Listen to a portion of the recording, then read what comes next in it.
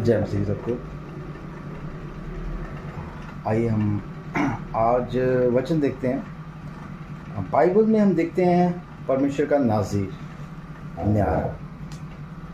आज हम इसके बारे में थोड़ा सा वचन करते हैं। जब हम पढ़ते हैं यहाँ पे गिनती की किताब में, जब हम पढ़ते हैं 6 अध्याय में, इसमें थोड़ा सा हम समझने की कोशिश करेंगे। यहाँ इस तरह से लिखा है 6 का 1 से लेकर के जब हम पढ़ते हैं, फिर यहोवा ने मूसा से कहा, इस्राएलियों से कह कि जब कोई पुरुष या स्त्री नाज़ीर की मन्नत अर्थात अपने को यहोवा के लिए न्यारा करने को की विशेष मन्नत माने, तब वह दाख मधु आदि मदिरा से अलग रहे। वह ना दाख मधु और ना मदिरा का सिरका पिए और ना दाख का कुछ भी रस पिए, वरन दाख ना खाए, चाहे हरी हो चाहे सूखी। जितने दिन वह न्यारा रहे उतने दिन तक यह बीज से लेकर छिलके तक जो कुछ दाखलता से उत्पन्न होता है उसमें से कुछ ना खाए। जितने दिन, यहाँ पे हम ध्यान देने की कोशिश है, ठीक है।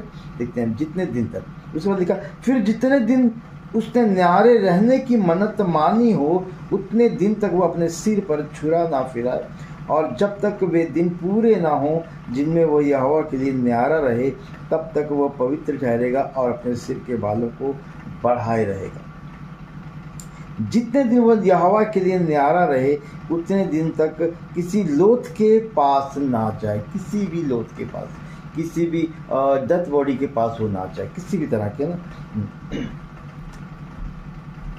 चाहे उसके पिता या माता या भाई या बहन भी मरे तो भी वो उनके कारण अशुद्ध ना हो, क्योंकि अपने परमेश्वर के लिए न्यारे रहने का चिन्ह उसके सिर पर होगा, और अपने न्यारे रहने के सारे दिनों में वह यहोवा के लिए पवित्र ठहरा रहे।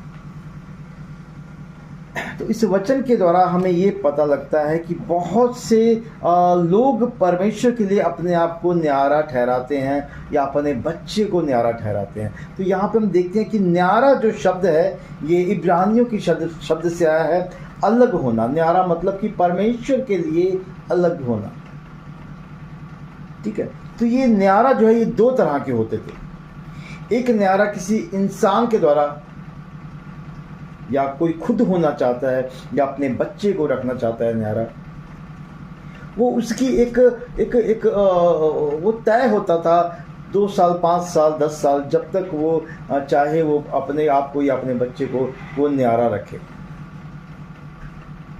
तो उसकी शर्तें ये होती थी कि वो बाल नहीं कटाएगा, वो दाख रस दाख मधु नहीं पिएगा, और किसी मरे हुए लोथ के पास नहीं जाएगा, चाहे वो घर में या चाहे बाहर में, कहीं भी वो बॉडी हो, डेड बॉडी। तो न्यारे 2 तरह के होते थे, एक जो इंसान की तरफ से और दूसरा परमेश्वर की ओर से। परमेश्वर जिसको न्यारा ठहराता था वो हमेशा के लिए न्यारा रहता था, सारी उम्र तक वो न्यारा रहता था, जब तक वो जीवित था तब तक वो परमेश्वर का न्यारा बन के रहता था। जैसा कि हम बाइबल में देखते हैं शिमशोन के बारे में, जो कि न्यायों 13 अध्याय से लेकर के 16 अध्याय तक उसके बारे में हम जान सकते हैं कि शिमशोन जो था वो परमेश्वर का न्यारा था। और उसके बालों के बारे में हम जानते हैं कि काफ़ी उसके बाल जो थे बड़े बाल थे, लेकिन उसकी कुछ गलत हरकतों की वजह से उसने अपने बाल भी कटवाए और वो उस न्यारेपन से परमेश्वर से दूर हुआ।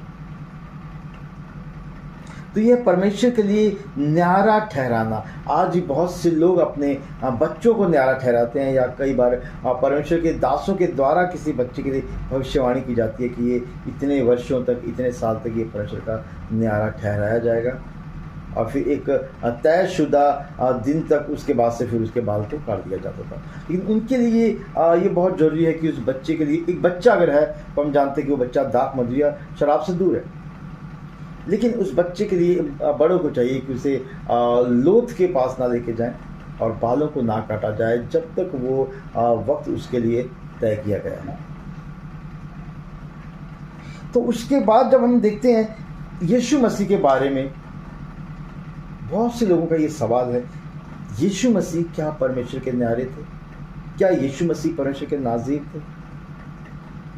नहीं, क्योंकि यीशु मसीह खुद ही परमेश्वर पुत्र थे। पवित्र आत्मा के द्वारा ही उनका जन्म हुआ था। और उनको परमेश्वर के लिए अपने आप को पवित्र बना के रखने का तो मतलब नहीं था, क्योंकि वो खुद ही पवित्र थे। जैसे कि हम जानते कि जितने दिन वो धरती पे रहे, एक भी गुनाह उसके अंदर नहीं था, बल्कि हमारे गुनाहों को लेकर के उन्होंने अपने आप को क्रूस पे कुर्बान किया। तो यीशु मसीह परमेश्वर के नारा नहीं थे, नाज़ीर नहीं थे। इस चीज़ को हम इस तरीके से भी समझ सकते हैं, जैसा कि हमने देखा कि जो जितने दिन तक न्यारा ठहराया रहेगा वो किसी लोथ के पास नहीं जाएगा, किसी मृत शरीर के पास नहीं जाएगा। लेकिन जब यीशु मसीह के बारे में हम देखते हैं तो हम देख सकते हैं, मरकुस की किताब उसका 5 अध्याय में अगर हम यहाँ पे देखें तो यहाँ पे कुछ इस तरह से लिखा हुआ है।